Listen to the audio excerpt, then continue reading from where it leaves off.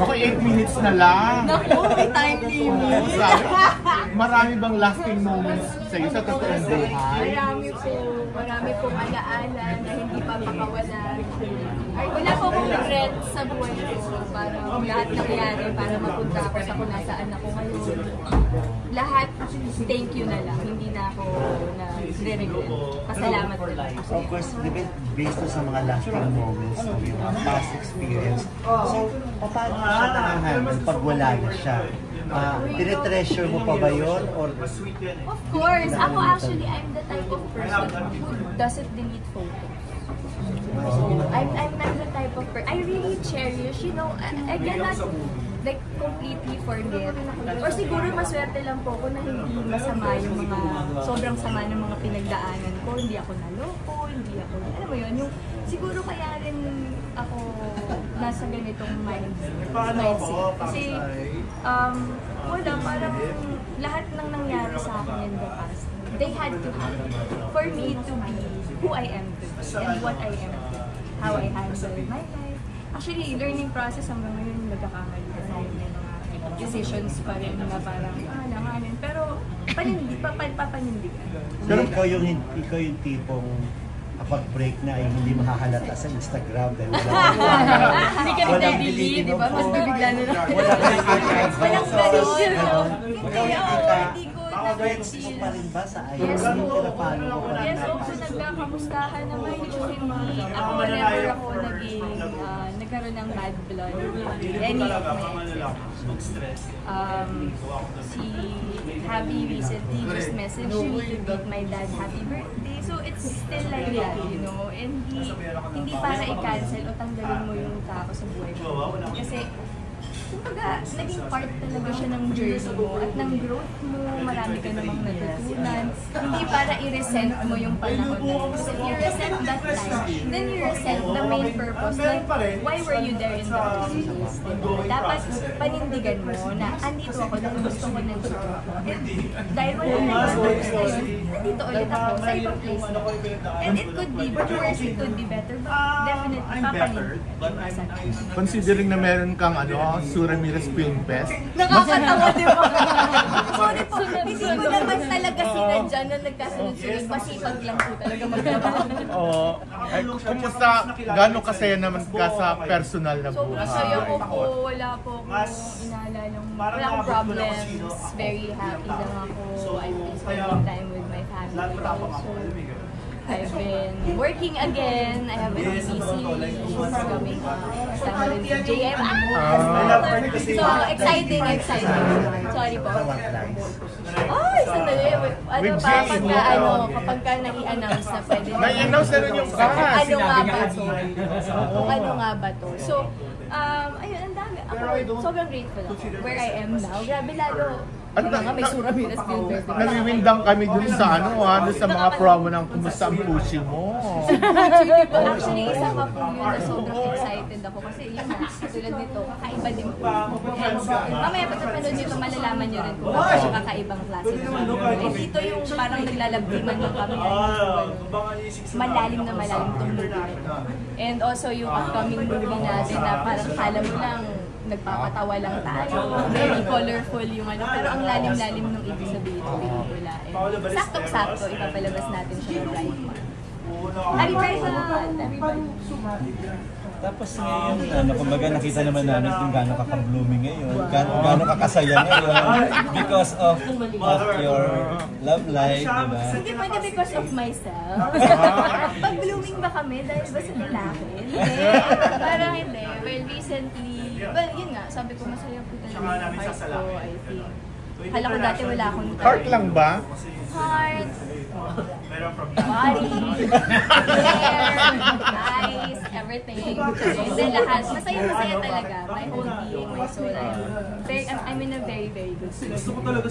Mas open ka naman na ngayon with your relationship with Oo naman. Parang hindi naman namin kinailangan itago. Wala kaming choice. Parang nalaman nyo na rin agad. Hindi, wala ako po. Hindi naman kami natago. We post stories from time to time. What's something about special about I love the way he takes care of me. Parang I've never been taken care of like this.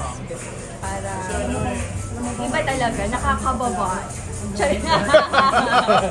Nakakababae. Hindi, talaga, ang bait, tsaka sobrang bait kasi. Salamat din. He makes me laugh. Sobrang sweet niya, not only to me, but also to my friends. He spends time with my family. He really sees to it na he shows you na it's not only you that it's part of my world. I want your whole world to be part of my world. So, we're on that stage trying to get to know each other more and also our families, our friends. Gano'n siya katanggap ng pamilya mo? Super! Kahapon ba? Nag-lunch kami with my mom. Tapos sobrang cute ni Dom kasi kahit wala kami mahanap na parking.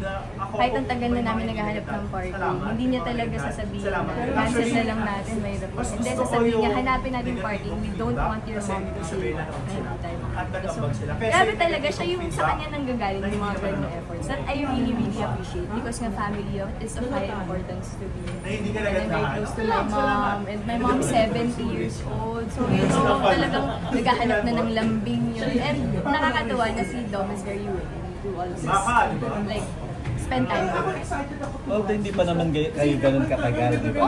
Pero of course, parang may mga napapag-usapan na rin ba na something? Wala naman, parang hindi pa namin ino-open yung topic na yun. Though hindi rin naman siya closed topic, no? Kasi parang nasa ilan naman, pwede naman namin pag-usapan. But we really don't put the pressure on each other. Parang ngayon, tingnan natin kung okay ba talaga. And if it's not, then we can remain friends. It's not the di ba? Hindi siya, parang we're mature enough to realize if it's not for you, it's not for you. But you always have that special effort to make it worth your while. Na habang nandyan pa, sobrang enjoyin mo. If it works, it works. If it doesn't, move on, di ba? Hopefully find somebody new. But full effort ka, lagi kang A-game ka when it comes to, pag nasa relationship and you have a problem, lagi kang A-game na ayusin yung problem. Hindi tatay. Pero ikaw ba ready ka na rin if ever niya magay sa tahimik? Lumagay sa tahimik. Huwag na. Iba tahimik pala. Pag naman gano'n katahimik na. Kumbaga gumawa ng family, magbuo ng family. Hindi ko alam, parang ngayon nag-work pa ako, parang hindi pa naman ako talaga stable, kumbaga marami bata pa ako, 28 pa lang ako. Marami pang gustong gawin, pero kung ibibigay sa akin, okay lang din. Parang I think okay lang din ako. Curious lang ako, so ano yung dream wedding? Wala akong dream wedding. Surprisingly, alam mo yun yung mga tinanong. As babae? Lahat ng babae pag tinanong meron silang dream wedding. Gusto ko lang ng maayos na papakasal. Ikaw ba si Dom ba? Do you find him husband material? I do actually find him. He's very husband material. He's a provider, really make sure that I eat properly, and he really takes care of me. Yun nga, nakikita ko rin his efforts with his family. He loves kids. He's God-fearing. Very, very much. Love kids talaga. Parang yun na. Pamangkin niya kasi, super na-amaze ako na sobrang attached siya sa mga niece and nephew. Pero are you okay with, I mean, I don't know if you wanna answer it or not, with your exes? I mean, di ba? Even si Dom, di ba, napag-usapan niyo or parang may mga ganun mga bagay na okay na yun, parang ganyan. Paano pagkwento ka? Ano pagkwento ka? About ang Bea, okay lang sa kanya na oo naman, oo, actually, oo. Hindi naman siya issue. Parang actually, kailangan siya eh. Parang sobrang crucial niya to make a relationship work is to actually talk about the traumas, di ba? What made this person this way and how do I understand him more deeply? I have to know where he's coming from. And I have to accept also where he's coming from. The same goes with him. So, ganun lang yun. It's always a process of accepting. Wala, hindi mo siya mababago eh. Ibahin natin yung past. Huwag natin pag-usapan. Hindi natin siya mababago. It's upfront in your face and you can't change it. The only thing you can do is accept and help each other get through whatever it is. Unresolved mga issues, traumas, diba? Tulungan ko. Sa pagkakilala kayo, parang pareho kayong medyo broken heart na Parang tumulong kayo hindi para na. mahal ang isa't isa? O Hindi nakamove na. na? Parang hindi na. O parang okay na ako. Nagkakilala Siya, kami. ikaw okay, pero siya yata that time, siya din. Oo, parang mas actually, mas nauna silang maghiwalay sa pagkakaroon ko. Mas nauna silang mag-break kaysa sa akin. Pero kami kasi, when we broke up, parang I already had that understanding na this is the end of the line and I will be okay. Alam mo yun, yung parang I will not dwell on a feeling na malungkot, but I'm happy that it's happened. I'm not so happy that it ended. Of course, I wanted it to work out, but you know, but I'm still grateful for everything that na napagdaan ko. Kasi nga, yun nga, it opens the doors to meet new people. Actually, find out also through other people kung ano ba talaga yung mga kailangan ko. Akala ko all this time wala akong type. Type ko pala si Dom. Hindi ko. Last na ako, Last na ako. Pero may... Nakakaloka yun. Awkward ka kaya if darating yung time you'll be working with me. Pero sama kasi isang project. Why not? Ako, wala naman po kung ganun. I think naman also for her, it's not a big deal anymore. It's just the people online who starts making chika and starts creating conflict na wala naman na po talaga. Actually, I think masaya na rin siya. Masaya na. Everyone is happy. It's just the people talaga who are making issues and kinakaskas yung bato para magkaroon ng apoy. Pero sa totoo lang, wala naman na po talagang problema. And we're all happy. And we hope that you become happy for each and every one. Of course. Si Joao nga gusto raw makawork kayo. Oo Okay sa naman, kanya. ako okay din ako. Actually, okay din ako to work with him. We're in good terms. Every time I see him, I make sure I give him a hug. He was part of my life. For 2 years, he was my boyfriend. And I can't take that away. I can't deny the fact that I will see him again in the future. Of course, it's a small industry. And I don't want bad blood with him. Pero nakita na ba kayo ni Bea? I mean, nung time. Parang hindi. Pero hindi pa kayo nakapagtrabaho before? Second chance. Di ba? Ako yung nag-i-interview. Di ba ako yun? So, opo, yun lang po. Pero maraming mamising senyora sa ano.